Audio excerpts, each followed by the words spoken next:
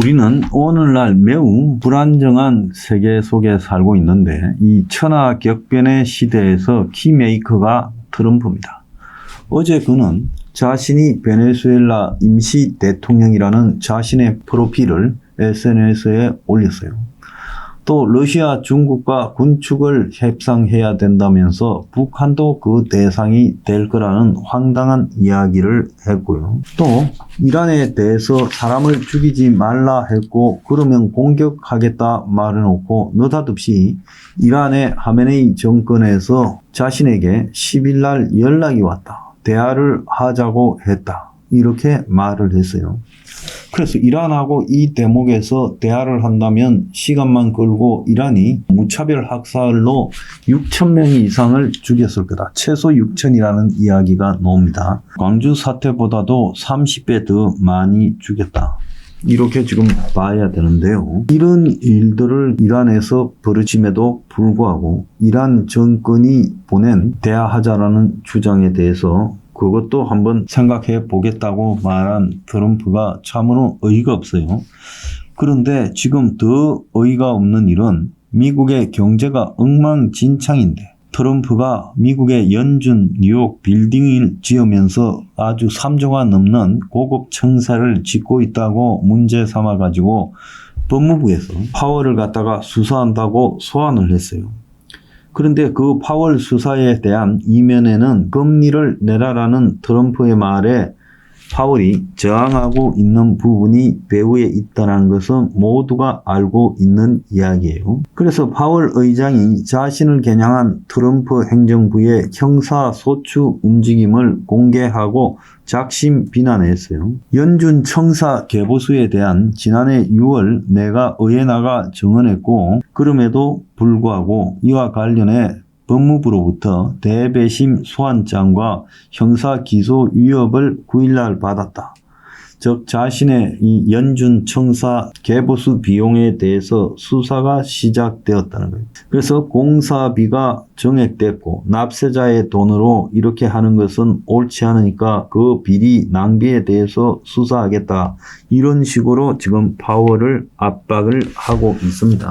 자, 그러니까 미국의 연준이 급격하게 흔들리는 사태가 벌어졌는데요. 자, 오죽하면 이란의 하메네이가 트럼프가 나보다 더 빨리 몰락할 거다. 그래서 전쟁도 준비하겠지만 협상도 준비하겠다. 이런 말을 했어요. 미국의 필라델피아에서는 2026년 전미 경제학회 연례총회가 열리는데 여기서 트럼프에 대한 비판이 줄을 이었어요. 그런데 미국 경제에 시한폭탄이 될 거다. 뭐가? 트럼프 리스크가 그렇다는 거예요. 그래서 관세 정책이 도를 넘어서 폭탄이 되어가고 있고 제도와 법치의 붕괴가 미국에서 이루어지고 있고 그리고 권력형 부패 그리고 권위주의 강화가 미국 경제와 달러 패권에 초래할 구조적 위험이 너무 심하다. 이렇게 경고를 했습니다. 그래서 이 노벨 경제학상 수상자인 케네스 로거프 교수는 트럼프 2기 행정부의 가장 심각한 문제가 부패, 커럽션이라고 이야기를 했어요. 로거프 교수는 트럼프 대통령 일가와 행정부 핵심 인사들이 가상화폐를 통해 이미 막대한 부를 축적하고 있다. 그런데 트럼프 임기는 아직 3년이나 남았고 이런 형태는 트럼프로 끝나는 문제가 아니라 아예 공직자의 기준을 바꿔놨기 때문에 관세보다 훨씬 심각할 수 있다. 이렇게 말을 했고요. 장기적으로도 관세는 무역에서 달러의 역할에 부정적이라며 관세 정책이 단기 환율 효과를 넘어 달러의 국제적 위상을 약화시킬 수 있다. 이렇게 하면서 연준을 흔들고 있는 이런 것들도 결국 달러를 망가뜨릴 거다. 이렇게 말했어요. 트럼프 임기가 1년도 지나지 않았는데 혼란이 엄청나고 4, 5년 내 치명적인 문제에 직면할 것이다. 이렇게 말을 했어요. 트럼프가 궁극적으로 저런 베네수엘라를 치고 이란에 개입하겠다라고 하는 것은 석유 시장을 장악하기 위한 목적이다. 이렇게 지금 해석되고 있어요. 베네수엘라를 쳐서 베네수엘라 석유를 트럼프가 장악하고 있으면 세계 석유 시장 30%를 지금 장악한 거라는 거예요.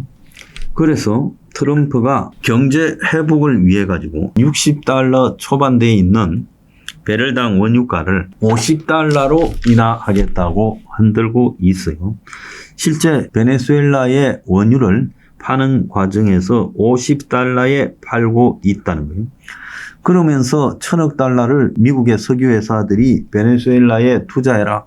그러면 당신들 떼돈을 번다라는 것은 안정적으로 베네수엘라 원유를 생산하는 인프라를 늘려가지고 전 세계 시장에서 미국 영향권에 있는 석유량을 늘리려고 하는 것이다 봐야 되는 거예요. 그래서 사우디나 러시아, 오페크 플러스는 석유 가격을 올리려고 작정하고 있어요. 사우디도 돈이 지금 내부 개발로 많이 필요하고 러시아는 전쟁 중이라 필요하고 그래서 전부 석유를 담합해서 공급을 조절해서 가격을 올리려는데 미국이 주도해서 가격을 낮추겠다. 지금 이렇게 밀어붙이고 있다는 거예요. 그래서 트럼프가 궁극적으로 기대하는 것은 오페크를 해체하고 세계 석유 시장에 큰 손이 되는 거다.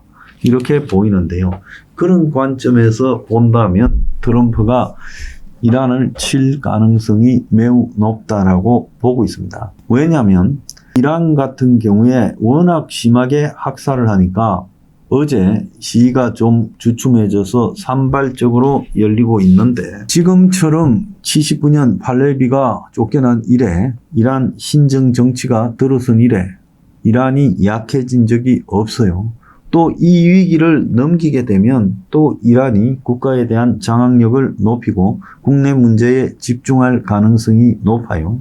지금까지 중동 전체 문제에 개입한다고 나라를 망치지 않았습니까? 그러면 트럼프 입장에서는 이때 이란을 폭격해서 지금 이란하고 합의를 해서 회담을 한다 하더라도 이란이 이란 석유를 트럼프가 갖고 가라고 베네수엘라처럼 할 리는 없잖아요. 그러면 결국 트럼프 입장에서는 합의를 통해 가지고 자기에게는 아무 실속도 없는 그런 과정을 유도하는 것보다는 이란에 대해서 공격을 해서 이란 정권을 무너뜨리고 새로운 정권에 대해서 석유 운영권을 넘겨받는 그런 방식으로 가는 것이 훨씬 유리하다. 이스라엘이 과거에 팔레비 왕 때 이스라엘하고 이란은 서로 우호 동맹국가였어요. 그러니까 이스라엘의 네탄야후가 이란의 지위를 갖다가 매일 부추기고 또 더 나아가서 공격을 하겠다라는 말까지 하고 있어요. 그래서 미국 그리고 유대인들, 이스라엘 이해관계가 일치하고 또 사우디의 힘을 약화시키고 러시아의 힘을 약화시키고 중국의 힘을 약화시키는 것은 오일 전략이다. 그래서 트럼프가 이란에 폭격을 해서 이란의 석유 시설에 대한 영향력을 늘리려고 하는 것이 미국의 이익이고 트럼프한테도 이익이다. 저는 그렇게 보고 있습니다. 트럼프 자충 우돌이 세계에서 굉장한 혼란을 일으키고 있는데 명확한 것은 석유에 대한 집착 하나는 명확해요.